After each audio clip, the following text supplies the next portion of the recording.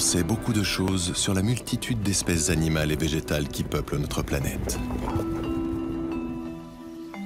On admire leur variété, leur beauté, leur prodigieuse capacité d'adaptation qui leur permettent de vivre partout, ou presque.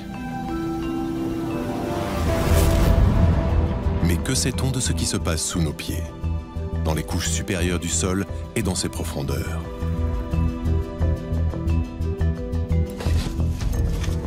Dans son voyage au centre de la Terre, Jules Verne décrit des grottes et des gouffres où survivent une faune et une flore rescapées de la préhistoire. Pure fantaisie? Pas sûr. Des scientifiques nous invitent à pénétrer avec eux dans ce dédale souterrain qui nous réserve d'immenses surprises.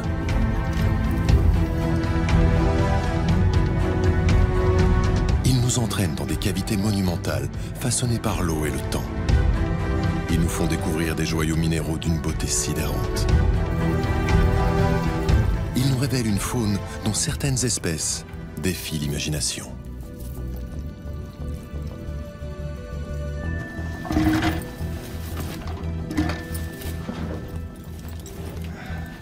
La première créature que l'on rencontre lorsque l'on pénètre dans une grotte est bien souvent une chauve-souris. Cet animal étrange vit à la frontière entre deux mondes, le nôtre et le monde souterrain. La chauve-souris est troglophile, ce qui signifie qu'elle occupe occasionnellement les cavités souterraines, mais qu'elle ne saurait vivre en permanence dans ce seul environnement. Par ses allées et venues entre le monde de surface et celui de la grotte, elle tient un rôle inattendu, de ravitailleur du monde souterrain. Donc là, en fait, c'est du guano de chauve-souris. Et du guano de chauve-souris, on va en trouver un petit peu partout dans la grotte, parce que quand elles volent, elles peuvent déféquer, mais aussi sous les colonies ou sous les reposoirs nocturnes qu'elles ont dans la cavité. Et toute cette matière organique qu'elles apportent va être profitable en fait, à de nombreuses espèces animales. Elle est le premier maillon d'une chaîne alimentaire fragile.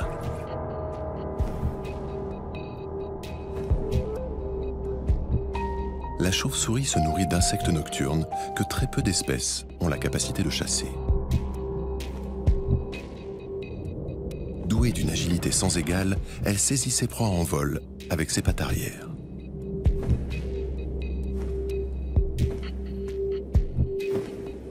Ces prouesses acrobatiques, dans une obscurité totale, résultent d'une adaptation longue de 50 millions d'années. Afin de percer les secrets de leur habileté en vol, Tanguy Stockley se faufile avec difficulté dans les passages étroits que les chauves-souris empruntent.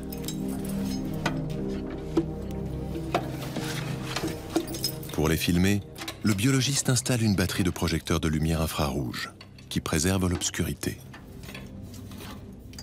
Là, les chauves-souris, actuellement, la colonie est à plus de 150 mètres de profondeur encore. L'entrée, elle est à 50 mètres. Et elles vont mettre, quand elles sortent le soir, elles mettent quelques secondes pour évoluer dans ces endroits très étroits. Pour voler à plus de 30 km/h dans les méandres obscurs du monde souterrain, la chauve-souris dispose d'un extraordinaire outil de navigation. C'est son système d'écholocation. Elle émet en permanence des séries d'ultrasons qui ricochent sur les parois des grottes et lui reviennent. Elle se représente ainsi l'espace en 3 dimensions et évite facilement les obstacles. Elle reçoit évidemment une quantité d'échos incroyable, surtout dans des environnements aussi encombrés qu'ici, j'ai envie de dire. Et du coup, ce qui est très impressionnant, c'est qu'elles analysent à une vitesse incroyable cet écho. Elles ont des connexions neurologiques 1000 fois plus rapides que les nôtres. Tanguy Stockley filme avec une caméra haute vitesse, à plus de 2000 images par seconde, pour décomposer le vol des chauves-souris.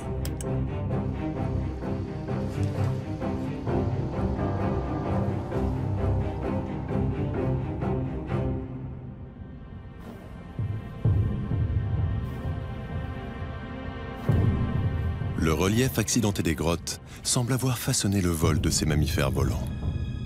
Leur capacité à infléchir soudainement leur trajectoire est stupéfiante. C'est des animaux qui, je pense, au niveau du vol acrobatique, ou en tout cas dans les manœuvres et tout ça, Il n'y a pas d'équivalent chez les oiseaux. Et ça s'explique tout simplement que les doigts des chauves-souris ils vont jusqu'au bout des ailes. Et elles sont capables de plier juste une phalange pour corriger un petit peu leur vol. Et tout ça à une vitesse fulgurante. Au fil de sa longue adaptation, durant laquelle se sont perfectionnés son vol battu et son sonar, la chauve-souris est devenue un agent de liaison indispensable entre la surface et les entrailles de la Terre.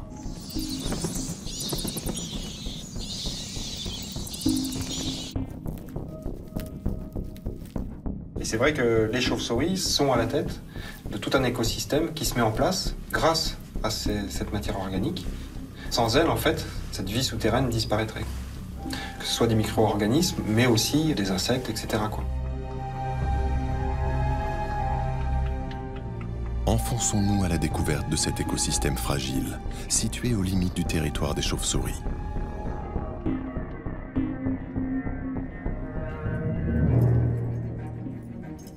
C'est ici que débute le monde de Cédric Alonso, un biospéléologue.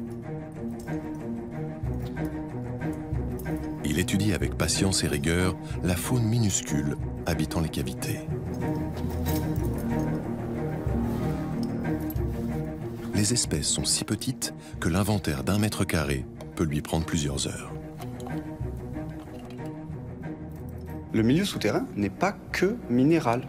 On va trouver de la vie dans la quasi-totalité des grottes du monde. Il existe une faune particulièrement bien adaptée à l'obscurité qui ne sortira pas des grottes, une faune dite troglobie, dont l'étude est particulièrement intéressante pour les scientifiques ou quiconque veut cerner des phénomènes d'adaptation au milieu, l'évolution dans les grandes lignes.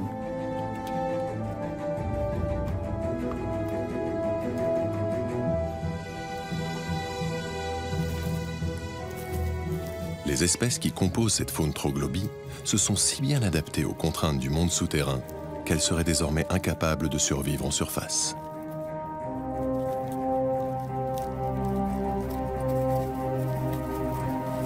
Toute une chaîne alimentaire s'est organisée dans l'obscurité. Enfermée dans un monde clos et minéral, la faune troglobie dépend cependant de l'extérieur pour survivre et s'épanouir.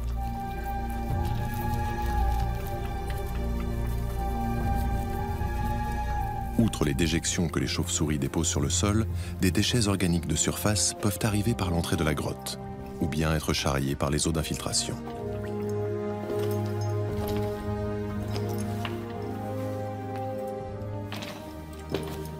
Comment ces animaux minuscules ont-ils colonisé le monde souterrain?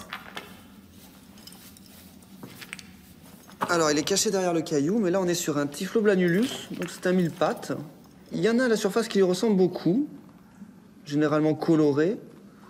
Ce qu'on appelle vulgairement des yules. Ce sont des mille-pattes qui se mettent en boule. Là, c'est un beau troglobie de grande taille. Beaucoup d'entre eux ont un ancêtre qui vient de la surface. On retrouve souvent la forme primitive dehors. Et il est donc normal d'observer des similitudes au niveau des formes, comme les Typhloblanulus par exemple, qui ressemblent trait pour trait aux mille-pattes qu'on va avoir dehors, mais avec les caractéristiques dues à la vie dans l'obscurité. Les troglobies ont donc pour ancêtres des animaux de surface, piégés sous terre lors d'aléas climatiques ou géologiques, qui se sont produits il y a des milliers d'années.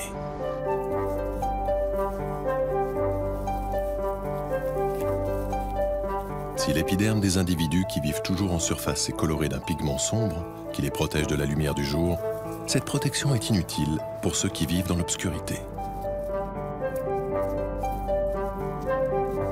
C'est pourquoi les descendants troglobies ont perdu leur pigmentation originelle. Autre différence notable, l'allongement des pattes et des antennes. Les habitants de surface ont des yeux qui leur permettent de se déplacer facilement tout en évitant les obstacles. Les troglobies, eux, n'ont pas d'organes visuels, qui dans les ténèbres ne leur seraient d'aucune utilité. Leurs yeux peuvent être remplacés par des organes tactiles. Chez certaines espèces, ceux-ci dépassent la taille de leur corps. Les troglobies procèdent donc souvent par tâtonnement.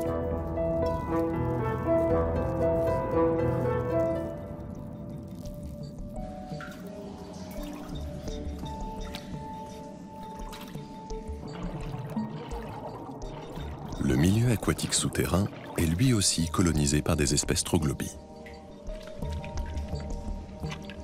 notamment par de nombreux crustacés, dont certains ressemblent étonnamment à des crevettes.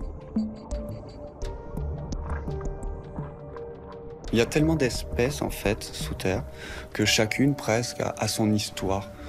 Certains crustacés aquatiques ont une origine marine. La mer recouvrait cette partie de la France il y a des centaines de milliers d'années. Ils vivaient dans des fissures, la mer s'est retirée. Les bêtes se sont retrouvées piégées dans le karst et puis l'eau de pluie d'infiltration, avec le temps, elle adoucit cette eau salée et permet à ces bêtes d'évoluer, de s'adapter à l'eau douce.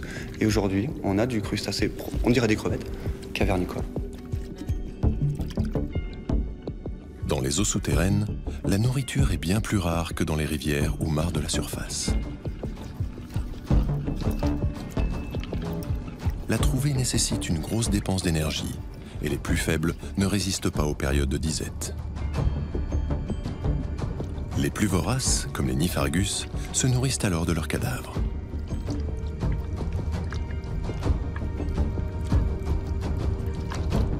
Plus on s'enfonce dans les eaux souterraines et plus l'accès à la nourriture devient problématique. La rareté des ressources n'a pas empêché le plus grand prédateur cavernicole d'Europe de s'installer là, il y a près de 30 millions d'années. Son mode de vie est des plus étonnants. Il vit caché dans des petites failles. Son territoire est si difficile d'accès qu'aucun spécimen adulte n'a pu être observé dans son milieu naturel.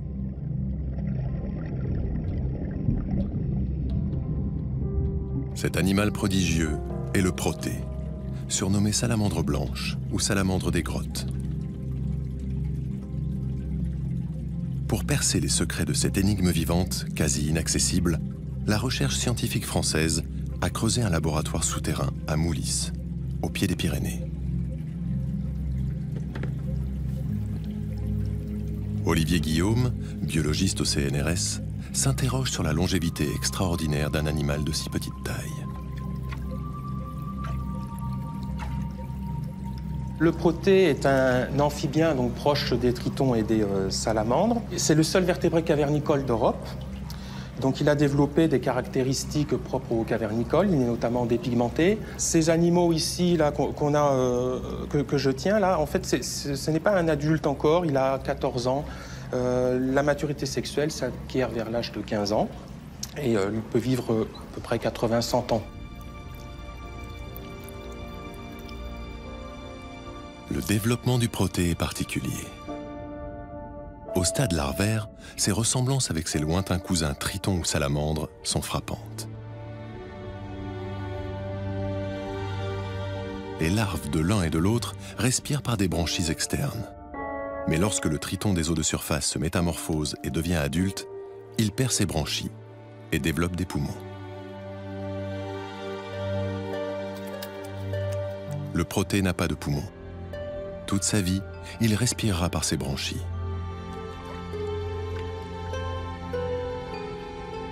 Il restera à l'état de juvénile tout en acquérant une maturité sexuelle et une aptitude à la reproduction. Il possède des yeux à sa naissance, mais qui dégénèrent rapidement par la suite.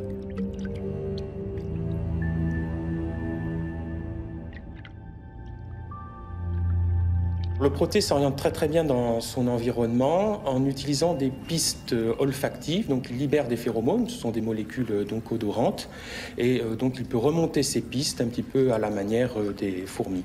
C'est un animal qui bouge peu. En fait, l'essentiel de son temps, il le passe coincé dans une fissure. Alors, c'est vrai que dans son environnement qui est dépourvu de ressources alimentaires, en fait, c'est comme s'il s'économisait. Et par ailleurs, il ne connaît pas de prédateurs, donc il n'a pas nécessité de développer de comportements de fuite. Blotti dans une faille de la roche ou tapis sous une pierre, le protée attend patiemment que la nourriture vienne à lui.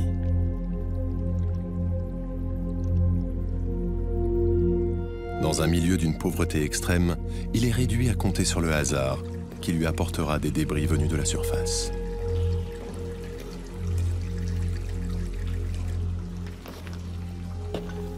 Expérimentalement, donc, il a été mis à jeun pendant plusieurs mois et on observe en fait qu'il ne maigrit pas ou très peu. Donc il a de très grandes capacités à jeûner. Dans la littérature, on trouve notamment des mentions donc, de mise à jeun pendant plus de 48 mois sans mort des animaux. Supporter sans dommage 4 années de jeûne, pour un animal dont la durée de vie est de plus de 80 ans, est un mystère qui fascine plus d'un chercheur.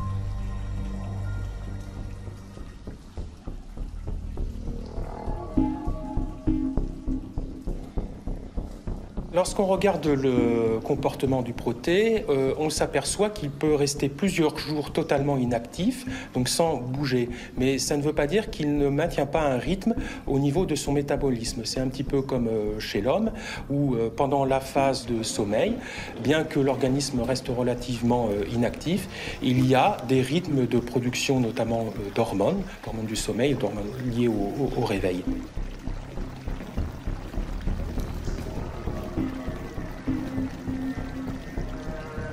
La station d'écologie expérimentale de Moulis recrée le milieu naturel dans lequel évolue le protée.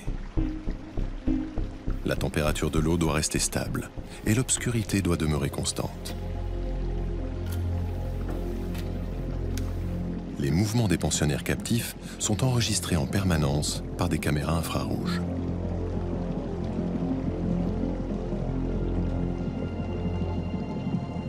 On mesure la consommation d'oxygène, qui est un bon repère pour analyser leur activité métabolique.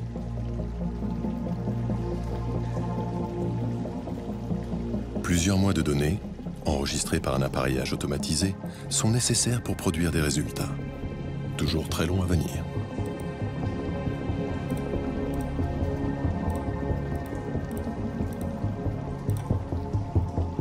Malgré son peu d'activité et l'absence d'alternance jour-nuit, Olivier Guillaume a constaté que le protée enchaînerait des cycles métaboliques de 10 à 12 heures, sans doute hérité de ses lointains ancêtres.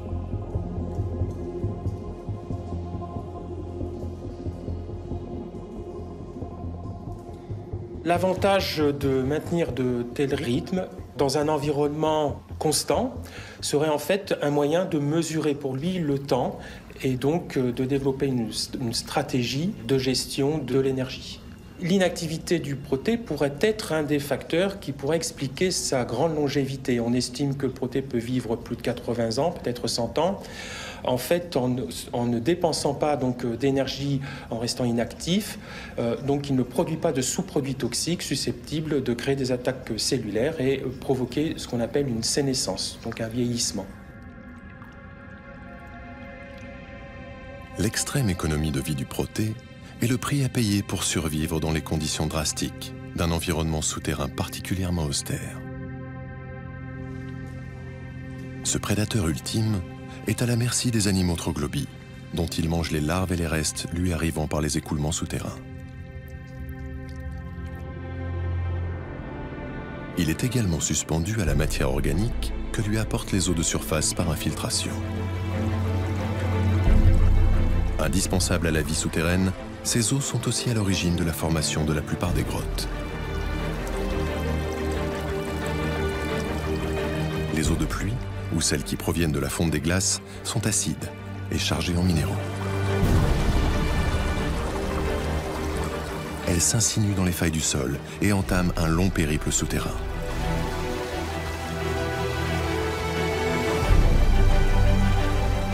Les grottes ne se forment que dans les sols qui sont favorables à leur apparition. Les calcaires sont de ceux-là. Ils sont tendres et vulnérables à l'acidité. La force mécanique de l'eau qui arrive de la surface attaque le calcaire et son acidité le dissout.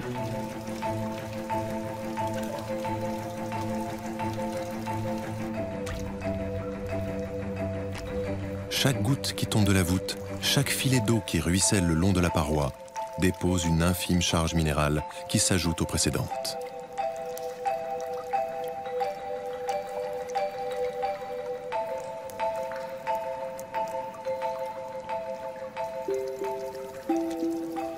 C'est ainsi, goutte après goutte, que le monde souterrain se minéralise. et ce processus se déroule sur des milliers d'années.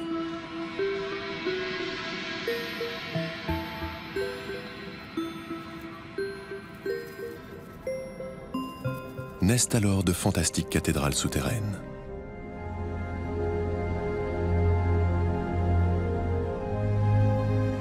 Leur architecture baroque résulte des caprices de la roche et de l'eau.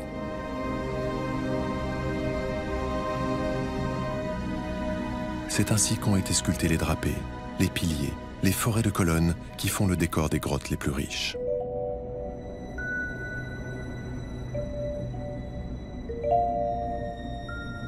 Dans un univers où il n'y a plus que de la roche et de l'eau, le monde animal tel qu'on le connaît rencontre ses limites. Ici commence le règne d'une autre forme de vie.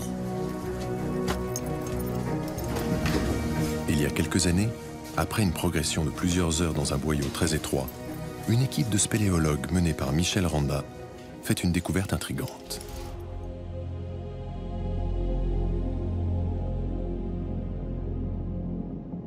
Pressentant qu'ils sont en présence d'une formation minérale à ce jour inconnue, l'équipe condamne l'accès de la grotte pour empêcher toute dégradation et alerte Sylvain Monteux, un ancien membre de leur groupe de spéléologie qui est désormais biologiste à la Umeå University de Suède.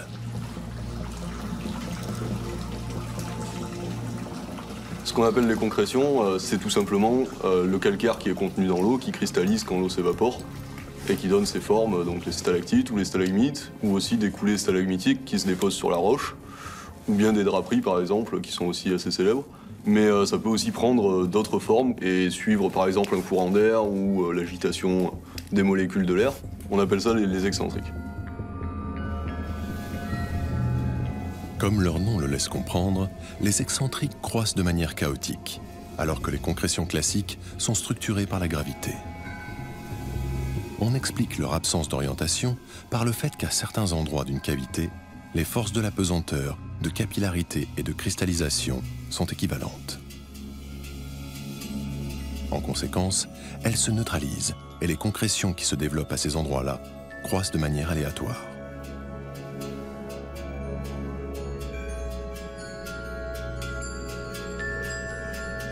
Les concrétions découvertes par le groupe de Michel Randa sont certes des excentriques, mais elles présentent des caractéristiques troublantes. Les brins sont d'un diamètre supérieur à ce qu'on voit d'ordinaire, et par endroits, ils se développent à l'encontre de la gravité.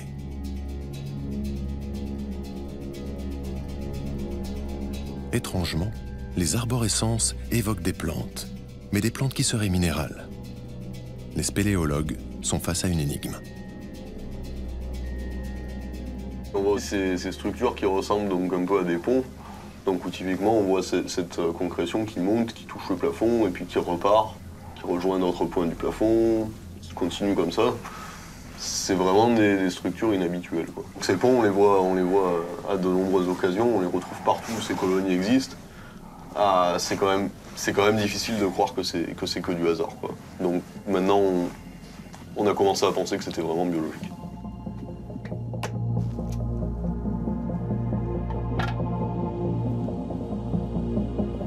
Pour tenter d'élucider le mystère, Sylvain Monteux décide de prélever un échantillon et de le soumettre à l'examen du scanner.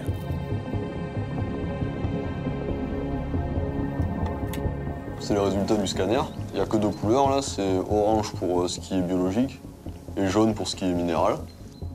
Donc ce qu'on voit bien, c'est que c'est complètement imbriqué l'un dans l'autre. Il y a du biologique à la surface, il y a du biologique à l'intérieur, mais aussi à l'intérieur même du minéral, pas seulement à l'intérieur du tube. On observe que c'est toujours complètement mélangé. C'est pas une présence aléatoire comme ça de bactéries dans la concrétion. Elles sont vraiment à l'origine de la structure, de la fabrication de leur structure.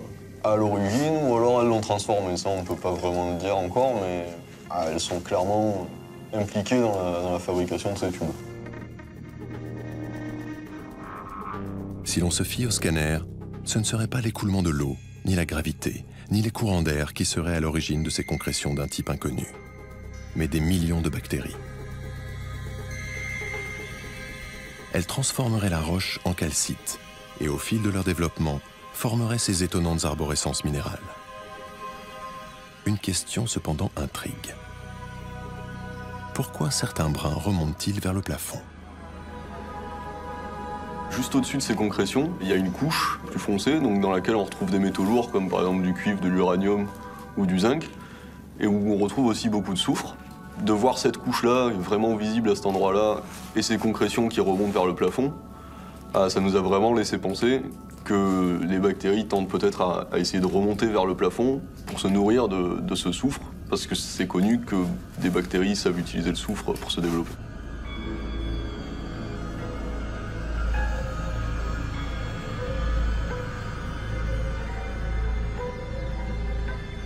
Une particularité structurale retient également l'attention du scientifique. À plusieurs endroits, des tubes sont connectés à d'autres.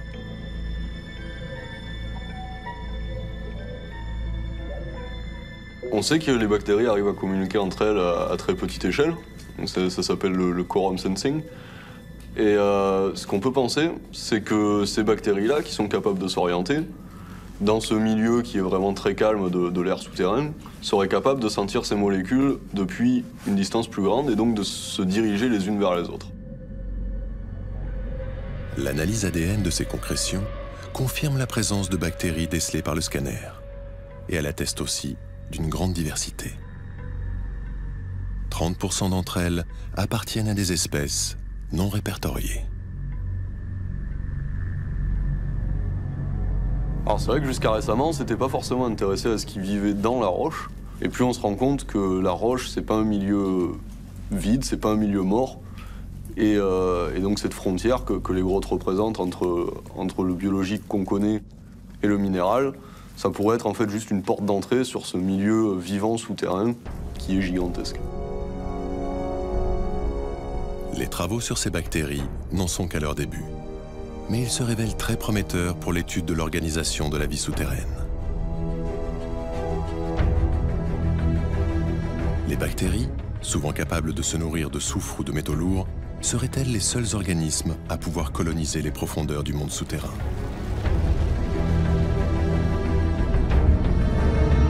Le point le plus bas jamais atteint par l'exploration spéléologique est de 2000 mètres sous la surface. Seules les mines, et notamment celles d'Afrique du Sud, descendent encore plus bas et donnent accès aux profondeurs extrêmes.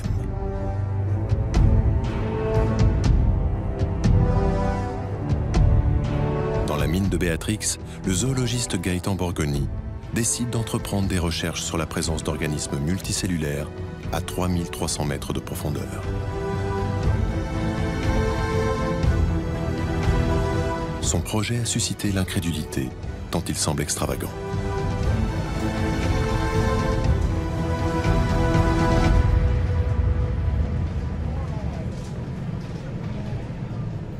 La vie souterraine est bien plus compliquée que ce que l'on pensait. Il y a quelques bactéries extrémophiles, invisibles à l'œil nu, et il s'y passe des choses très étranges, mais l'idée qu'il pourrait y avoir des organismes multicellulaires complexes était considérée comme complètement dingue.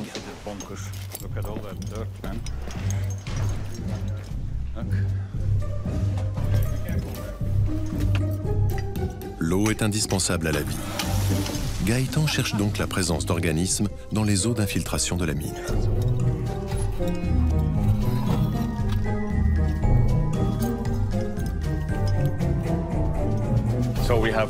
On a ici un forage dans une faille.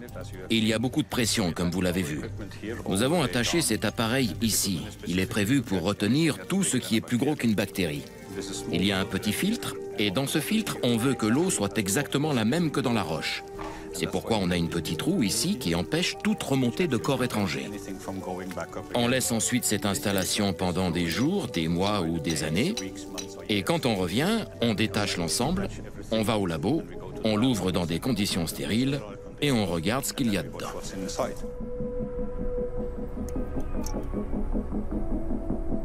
Le premier échantillon prélevé par le filtre contenait des vers nématodes. Des petits vers dont le corps n'a pas d'anneau.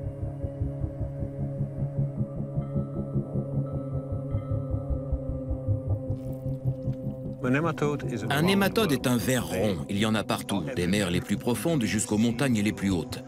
Ils mesurent de quelques microns à plusieurs mètres de long. Et si on les retrouve partout, c'est qu'ils s'adaptent très facilement à leur environnement. Ils sont en fait restés très archaïques. Les nématodes font partie des plus anciens animaux multicellulaires qui existent. Ils possèdent des caractéristiques biochimiques que l'on ne retrouve que dans les plantes, ainsi que des caractéristiques génétiques qu'on ne trouve que dans des bactéries, ce qui confirme qu'ils sont très anciens d'un point de vue évolutif.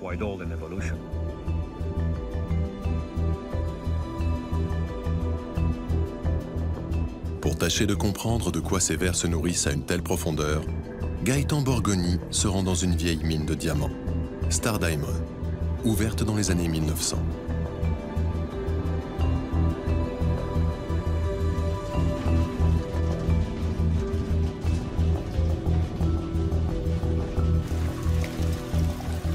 Pour Gaëtan, il n'y a aucun doute. Les vers nématodes puisent leur nourriture au cœur même de la roche.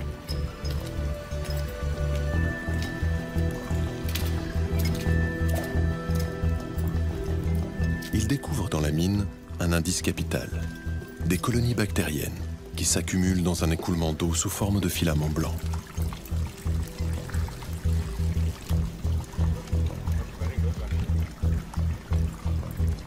Avec un endoscope, ils remontent plus en amont dans le tuyau pour en savoir davantage sur ces bactéries.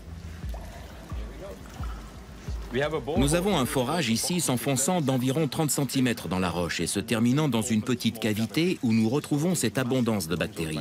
C'est la première fois que nous avons observé cela. Nous en avons collecté quelques échantillons et ils contenaient des nématodes. Donc nous avons prouvé que les nématodes s'épanouissaient à l'intérieur du biofilm bactérien. Et nous avons aussi montré que ce biofilm est en fait très grand. Il est bien plus grand qu'on ne l'avait imaginé. Selon toute vraisemblance, les nématodes se nourrissent de ces bactéries. Et il semblerait que chaque fissure de la roche dans laquelle l'eau s'infiltre, même minuscule, constitue un écosystème en soi. Voilà qui bouleverse l'idée qu'on se faisait du monde souterrain. Si vous pensez à ce qui se passe sous la surface du sol, la plupart des gens croient qu'à cause de la pression, il n'y a pas d'espace. Tout y est si comprimé qu'il n'y a pas d'anfractuosité. Mais c'est exactement le contraire. En fait, vous n'avez pas besoin de beaucoup d'espace pour avoir beaucoup de vie. Pensez à la taille de votre pouce.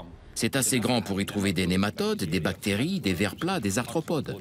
Donc, une anfractuosité de la taille d'un pouce n'est peut-être pas aussi vaste que les grandes plaines africaines, mais c'est suffisant pour que la vie s'y développe à foison.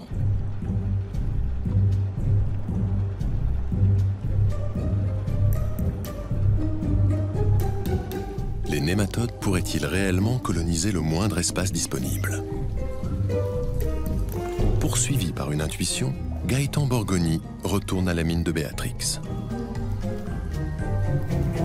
Il prélève une stalactite en formation pour en étudier la structure en laboratoire.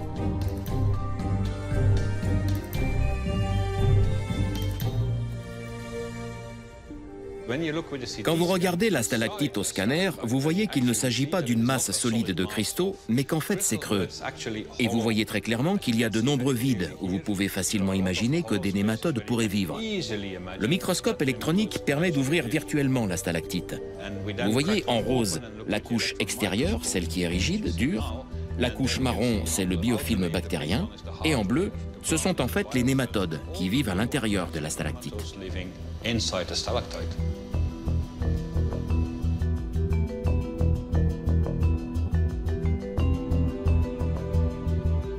Ce que les gens ne réussissent pas à saisir encore, c'est que les études semblent de plus en plus indiquer que si vous prenez une balance et que vous mettez toute la vie souterraine d'un côté et toute la vie de la surface de l'autre, la balance va pencher comme ça, ce qui veut dire qu'il y a beaucoup plus de vie sous nos pieds qu'il y en a en surface.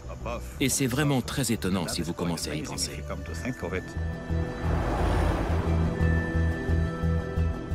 On sait donc que les organismes multicellulaires qui vivent à des grandes profondeurs se nourrissent de bactéries. Mais cette réponse renvoie à d'autres questions. De quoi les bactéries se nourrissent-elles? Comment colonisent-elles les roches du sous-sol?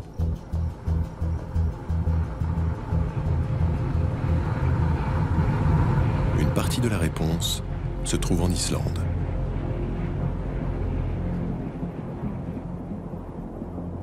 Le volcanisme y est extrêmement actif et on y exploite l'énergie géothermique depuis longtemps. Des forages captent en profondeur les gaz chauds des volcans et les remontent à la surface où ils font tourner les turbines de centrales électriques. Ces gaz de volcan contiennent des quantités importantes de gaz carbonique, autrement dit, du CO2. Pour empêcher qu'ils ne polluent l'atmosphère, les Islandais les réinjectent dans le sous-sol.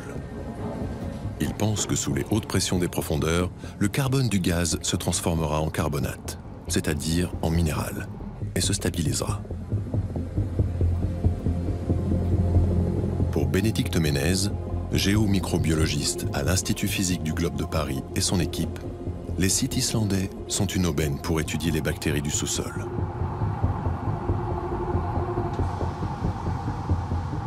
L'expérience islandaise, c'est l'occasion d'avoir une grande manip à l'échelle du kilomètre avec des quantités énormes de carbone injecté et donc on va pouvoir vraiment en temps réel suivre l'évolution de ces écosystèmes et la façon dont ils vont, de manière positive ou négative, réagir à ces injections de carbone.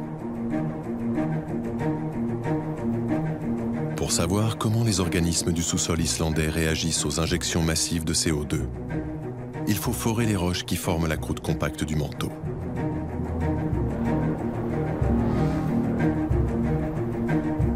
Trouvera-t-on des bactéries en grand nombre dans les carottes de roche que la foreuse remonte à la surface?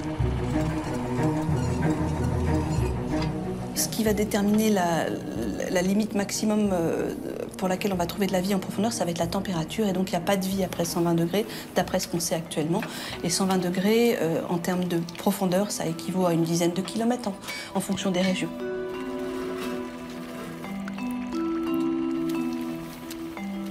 Bénédicte Ménez n'a pas pour ambition d'atteindre cette limite. Elle s'intéresse à la zone située entre 400 et 500 mètres de profondeur, là où le CO2 a été injecté.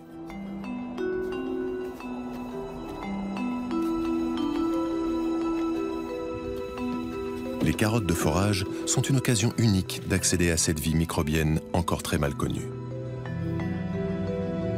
Sous les hautes pressions du sous-sol tassant les roches, les bactéries sont contraintes de profiter des moindres microcavités pour s'installer et se développer.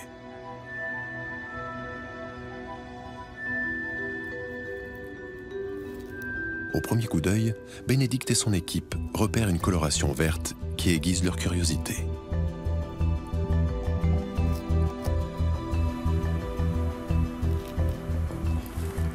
Ce biofilm vert et orange, il est vraiment partout, avec quelquefois ces petits cristaux blancs de carbonate. Et quelle que soit en fait la porosité de la roche, même dans les zones les plus denses, on a ce biofilm vert qui remplit tous les pores des fractures. Et ça fait 30 mètres qu'on a ça depuis qu'on a atteint la profondeur 410 mètres. C'est étonnant parce qu'en fait, tout ce CO2 n'aurait pas été converti dans les minéraux, mais ce serait plutôt tous les micro-organismes qui l'auraient assimilé pour grandir, remplir tous les pores de la roche et se développer. Les bactéries, en effet, sont extrêmement nombreuses, à une profondeur où normalement la nourriture est très rare. Leur étonnante profusion pourrait donc résulter de l'injection de gaz carbonique dans le sous-sol.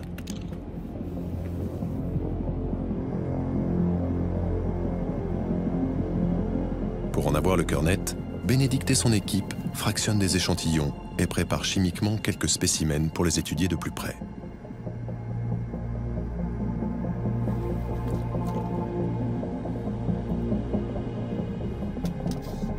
Afin de comprendre d'où ces bactéries tirent leur nourriture, les scientifiques ont dû mettre au point un microscope spécial, qui à l'échelle d'un micro-organisme permet de distinguer les cellules biologiques des minéraux, et ainsi d'analyser leur interaction. T'as trouvé quelque chose alors, dans les échantillons de roche qu'on a ramenés l'autre jour? Oui, alors j'ai fait une coloration là pour mettre en évidence les micro-organismes. Tout ça, c'est des petites cellules qui s'associent les unes aux autres et ça fait des grands filaments bactériens qu'on voit ici en vert qui s'encroutent peu à peu perdent des minéraux. On les voit là aussi. Donc les minéraux apparaissent en rose, là tu vois, avec les chaînes de bactéries en vert. Là, ça serait intéressant de savoir exactement de quoi ils se nourrissent. Alors du coup, elles sont en train de complètement transformer la roche en l'altérant et en créant ces nouvelles structures. Il se passe plein de réactions chimiques plus en profondeur et ce serait vraiment intéressant de savoir si elles sont capables de se développer à partir de tous ces composés. Ce qui est étonnant, c'est que là, elles se nourrissent vraiment des fluides profonds. Donc c'est complètement indépendant de ce qui se passe à la surface.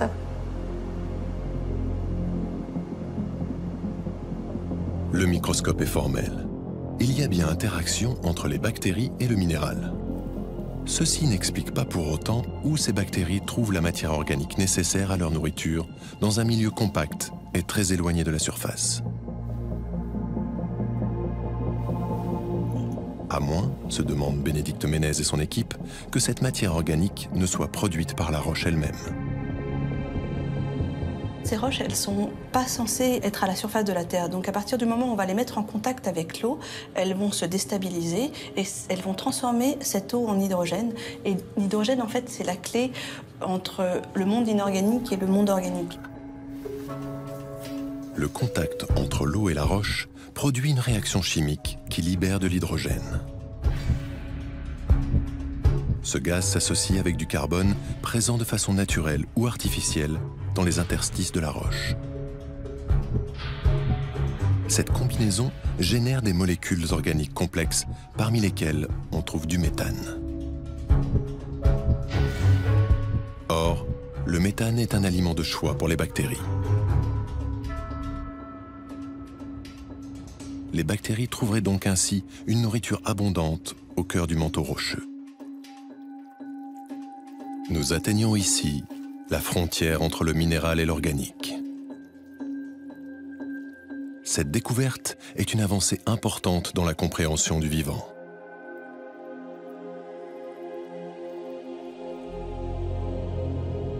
Parmi les molécules produites, on trouve certains acides aminés qui constituent les briques élémentaires de la vie.